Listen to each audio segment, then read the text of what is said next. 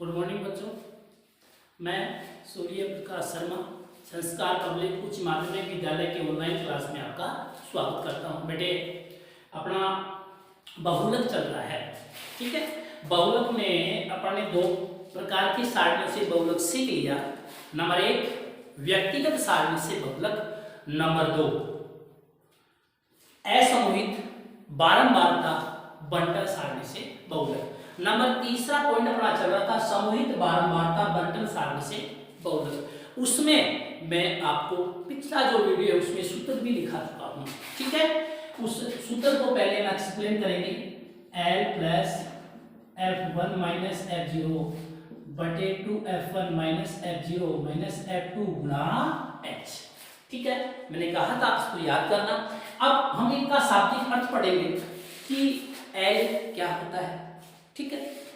F1 क्या है, F0 क्या है, कहाँ मान मिलेगा, 2F1 का मान कहाँ मिलेगा, F0 का मान कहाँ मिलेगा, F2 का मान कहाँ मिलेगा, H का मान कहाँ मिलेगा। इसके लिए एग्जाम्पल ले लेते हैं और साथ साथ उनके अर्थ भी मैं आपको लिखाता जाऊंगा जिससे आपको समझने में ज्यादा सुविधा रहेगी। एग्जाम्पल ले रहे हैं पर इसका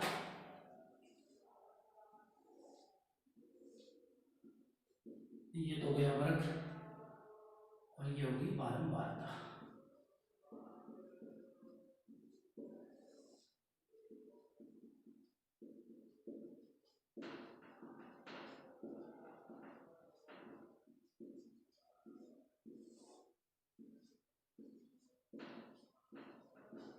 ये क्वेश्चन आपको दे दिया, तरीका वही लगाएंगे। सबसे पहले हम लिखेंगे सबसे बड़ी बारंबारता,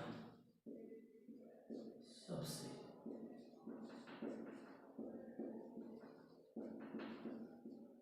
तो यहाँ बेटा सबसे बड़ी बारंबारता कितनी है, 10। हमने दी यहाँ 10 के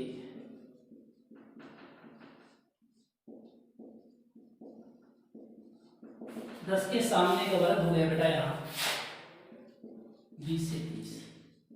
तो हम बेटा इसको बोलते हैं बहुलक वर्ग। अब हमारा जो आंसर है वो 20 से लेकर 29 तक का आंसर आएगा, क्योंकि 30 को इसमें शामिल नहीं किया जाता है। यानी हमें इस आंसर का क्राइटेरिया का मालूम हो गया कि अगर मान लीजिए आपका आंसर है वो 18 तक तो गलत है, अगर आपका आंसर 30, 31, 32 आता है तो भी गलत है। तो एक तो इसमें विशेष बात ये ध्यान रखनी है कि हमारा आंसर 20 या 20 से बड़ा होगा परंतु 30 से छोटा। अब हम इसका बहुलक का जो फॉर्मूला है वो मैं आपको बता चुका हूं।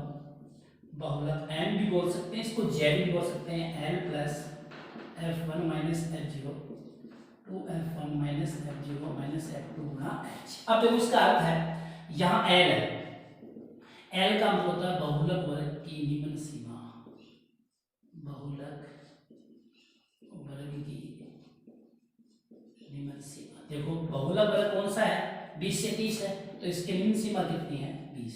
तो L का अर्थ क्या हो गया, बहुलक वर्ग की निम्न सीमा, ठीक है। इसके बाद में हम आ जाते हैं H। H का अर्थ होता है वर्ग अंतराल। ये वर्ग अंतराल किसका होता है, बहुलक वर्ग का होता है। और वर्ग अंतराल पहले भी आप पढ़ चुके हो, वर्ग अंतराल का सूत्र होता है उच्च सीमा माइनस निम्न सीमा। यानी 30 में से 20 घटा देंगे, 30 माइनस 20 बराबर कितने हो गए, 10 हो गए।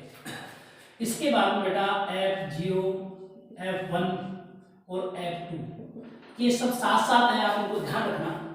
जो सबसे बड़ी बारंबारता आई है इसके F1 लगा दो और इससे पहले जो है उसको F0 लगा देंगे और इसके बाद वाले को F2 लगा देंगे, ये ध्यान रखना।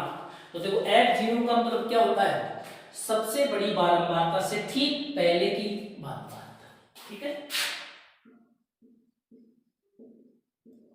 सबसे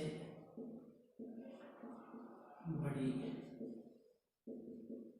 बारंबारता से ठीक पहले की बारंबारता, बस ये याद रखना है आपको। तो कितनी है बेटा यहाँ 9, यहाँ आएगा सबसे बड़ी बारंबारता।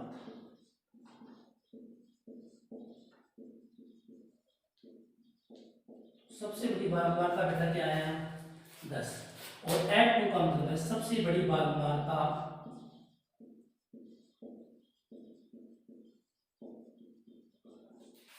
से ठीक बाद की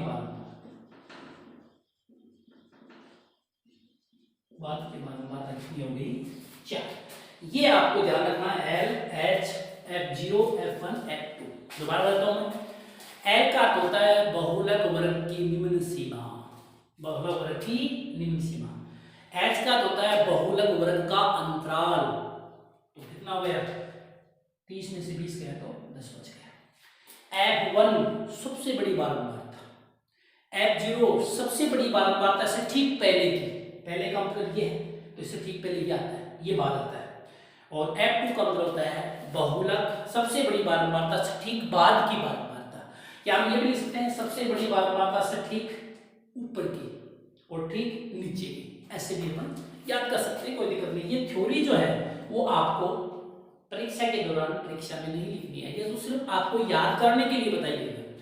अब हम क्या करेंगे कि अपना जो फॉर्मूला उसे मान रखते हैं कि L, तो L का मान आया अपने पास 20 प्लस F1 है 10 माइनस F0 9 और 2 गुणा 10 और माइनस F1 9 F2 4 और गुणा H 10।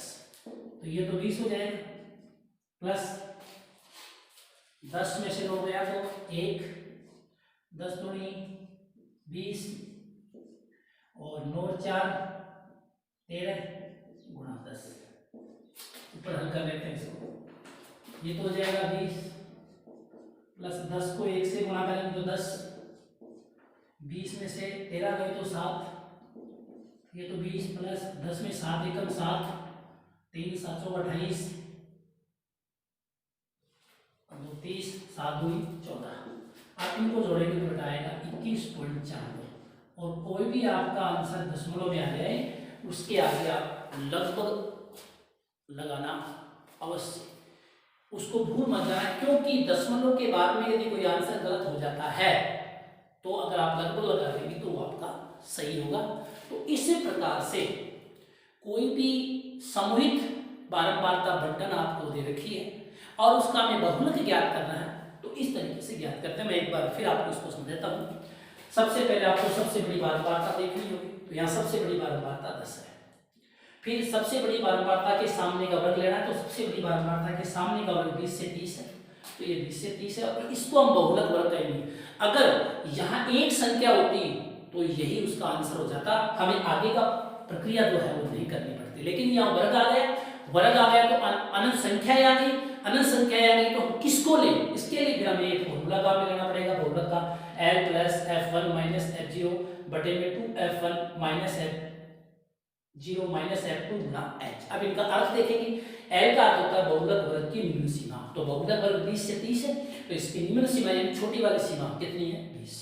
फिर है वर्ग अंतराल, अब वर्ग अंतराल भी लिख सकते हो या इसको लिख सकते हो बहुलक वर्ग का अंतराल, तो यहाँ बहुलक वर्ग है 20 से 30, इसका अंतराल लेंगे और अंतराल का सूत्र आप पहले पढ़ चुके हो, उच्च सीमा माइनस निम्न सीमा, 30 में से 20 गया तो 10 हो गया पॉइंट। उसके बाद में आपको F0 F1 F2 ये देखना है, तो जो सबसे बड़ी बारंबारता है उसको F0 लगा दो, F1 लगा दो और 1 से पहले 0 आता है तो उसे ऊपर वाले आ जाएगी और 1 के बाद में 2 आता है तो उसको ऊपर लगा देंगे। ठीक है, तो सबसे बड़ी बारंबारता F1, उससे ठीक पहले की बारंबारता F0, उससे ठीक बाद की बारंबारता F2।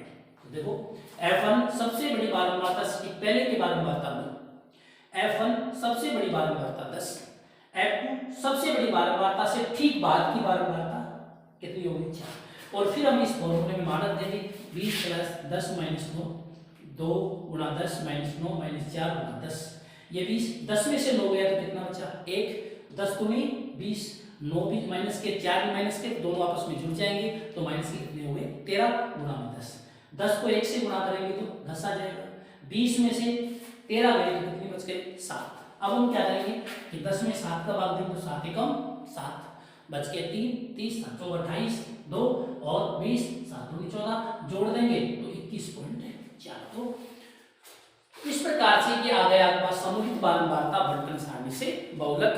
तो बेटे अब इसके अन्य उदाहरण जो है वो हम नेक्स्ट वीडियो में पढ़ेंगे, तब तक के